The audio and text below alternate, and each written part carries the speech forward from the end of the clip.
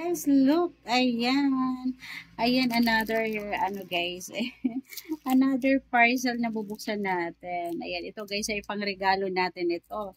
Ayan, pangregalo natin ito guys kay Kuya. Ayan, kay Chef guys. Ayan, sa laging ano, ayan. Ito kasi guys, ang bait nito. Lagi itong nagluluto, lagi itong nagbibigay ng merienda guys. Kaya regaluhan din natin. Ayan, regaluhan natin siya guys ng kanyang uniform, kanyang uniform guys, kasi nakikita ko guys, ayan, luma na yung kanyang mga uniform guys.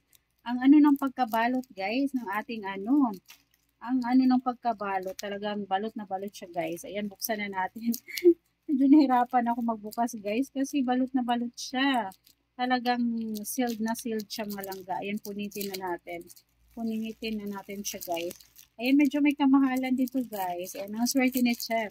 Ang swerte ni Chef guys. Ayan, nabigyan natin siya ng regalo. Ayan, nagandahan lang kasi ako nito guys. Kaya naka-order ako. Ayan, charan. Color red siya guys na may black. Black. Ayan, tingnan natin. Kung maganda pa siya guys. Ayan, 350 din to siya guys. Medyo may kamahalan din. Ayan, size large yung aking in-order. Ayan, size large yung mga langga. Ayan guys, so tingnan natin.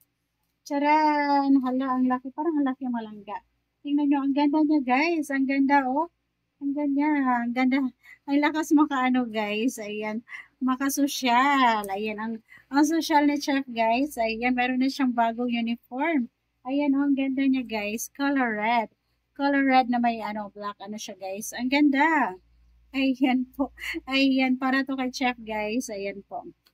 Deserve naman niya to guys, kasi ayan, lagi kasi siyang nagdadala ng merienda guys, lagi siyang nagdadala ng ulam. Ayun ang bibigay ng ulam sa atin, kaya regaluhan din natin. O, diba? Ang ganda. Pak na pak.